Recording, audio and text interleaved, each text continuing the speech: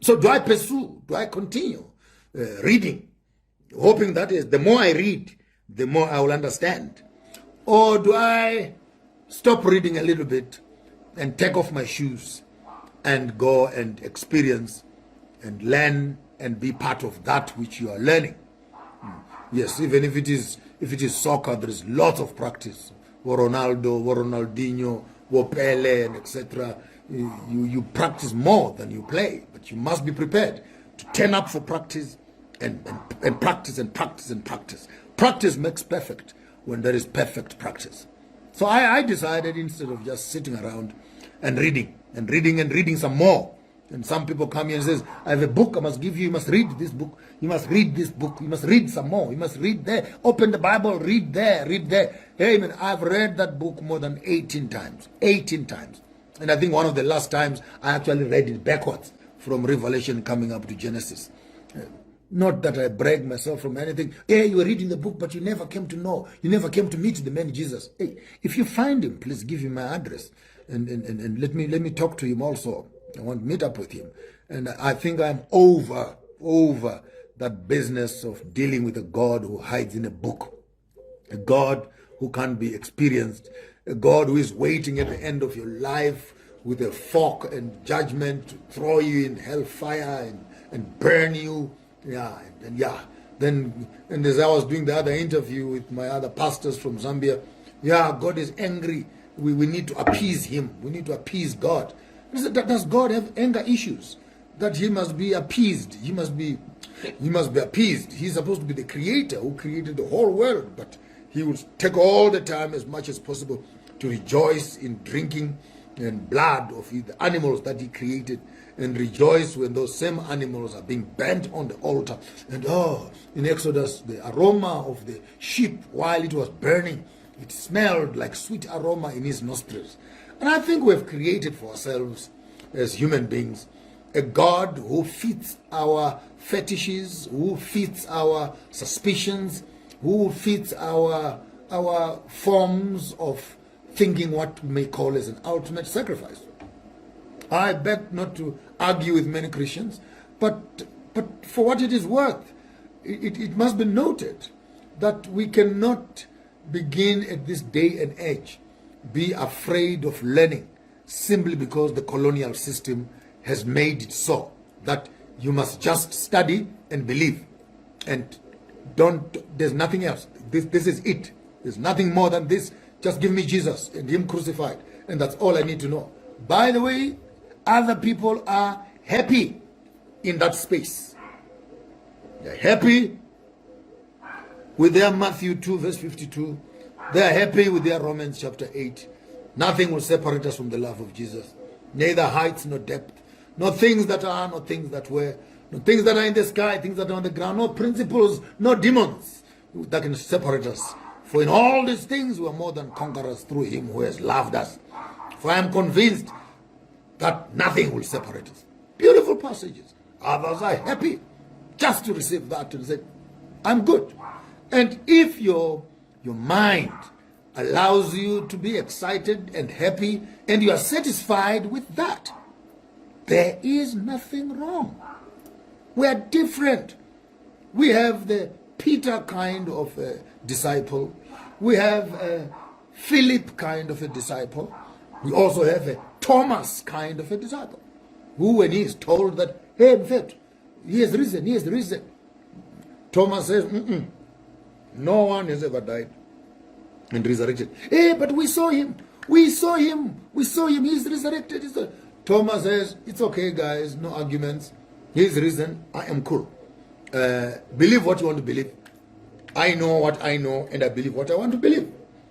And I want to believe that the Bible itself, or the scriptures themselves, they have, or God himself, wherever he is, they have tolerance for the Thomas kind of a mindset. People who say, I don't want to believe what I don't know, and I don't want to believe what I have not seen.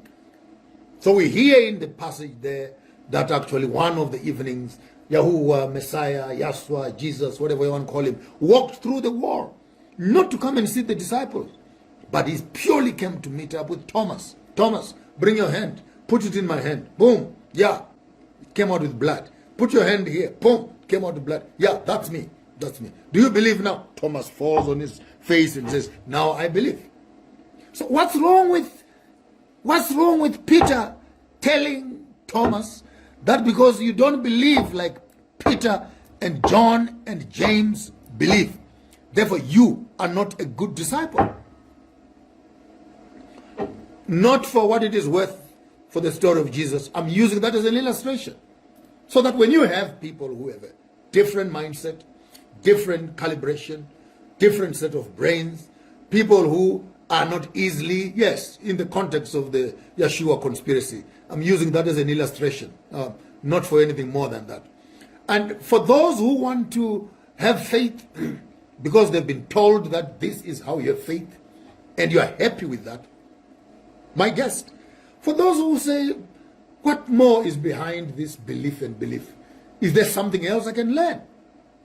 Yes, there is room. To those who say, no, I'm tired of learning, I would love to experience my belief. I want to experience my culture. I want to experience my faith.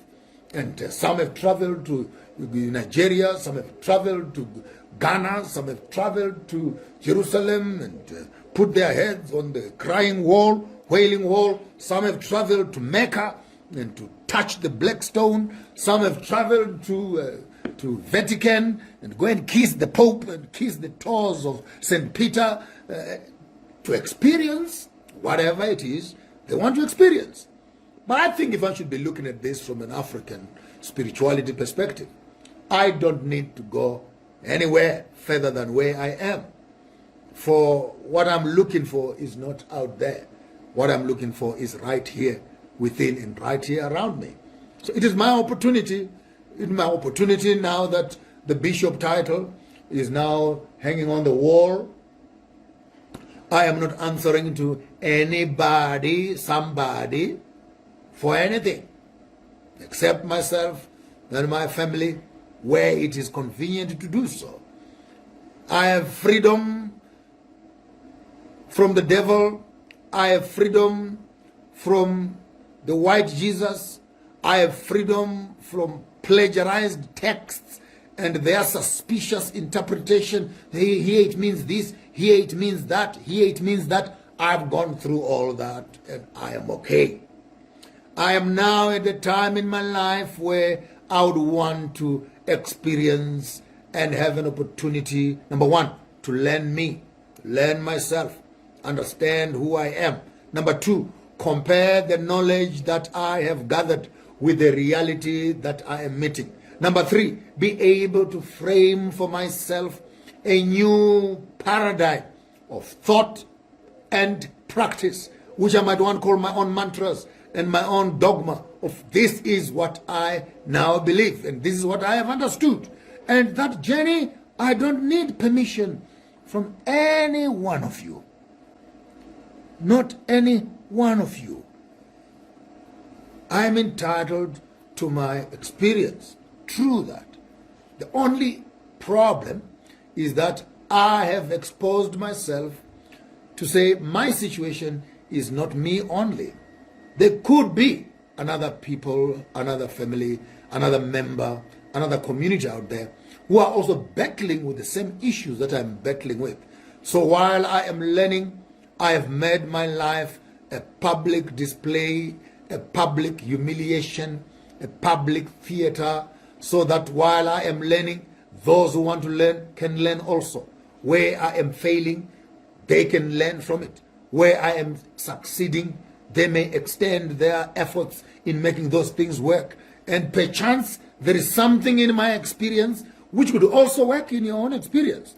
And this, for me, becomes a beautiful space where for one of the first times in the history of Christendom, in the African space, you can have a professional bishop, a professional minister, well-trained gospel minister who has decided deliberately to revisit, re-engage, re-investigate all the suspicious, traditional, indigenous superstitions which have been locked away in the witchcraft box, in the demonic box.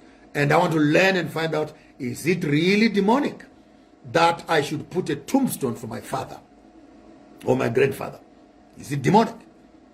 Is it really demonic that I should send my boys for circumcision? Is it demonic that when I harvest, I must have a ceremony to celebrate the harvest? Is it demonic that when there is no rain, I can walk up to a mountain there and do some prayers and solicit for the skies to open and rain falls? Is it demonic if I should eat a herb from the bush to treat my stomach ache, to pick up some fruits and drop them in my eyes to fix the cataracts that are in my eye? Is it demonic that when women have delivered their children, grandmothers can make them sit in dishes to clean up their wombs and to shrink their stomachs and stuff like that? Is it demonic that we can take honey, mix it with marijuana and use it for fixing our hair and mixing up and making up our dreads? Is it demonic that when I get married in a traditional way, my marriage is not recognized until I put on a white dress and I put on a ring on my finger? Is it demonic when I dream about my grandfather who passed away and he stands on my bed when I'm in Johannesburg and he says to me, "What are you doing here?" And he takes me by the hand in the night to my farm in Zimbabwe, and he walks with me on the farm and he shows me gold on the farm and he says, "Dig here." And 2 weeks later, after that dream, there is gold explosion on the farm. People come and rip the farm apart. The vision and the dream, is it demonic that I was preempted to an event that was going to be taking place in the future and the resources that are on the ground? Is it demonic when you dream someone pregnant, when you dream someone having an accident, when you dream someone making lots of money, or have a vision about some paranormal events that are happening? A problem with a colonized mind. You only think in squares. You only think in color. You only think in straight lines. And unfortunately, you use a corrupted religious script and its interpretation as a basis of interpreting your reality. All of you who are looking at me here, you all dream. You all have visions. You all have gifts. Some of which you cannot tell people about. Because if you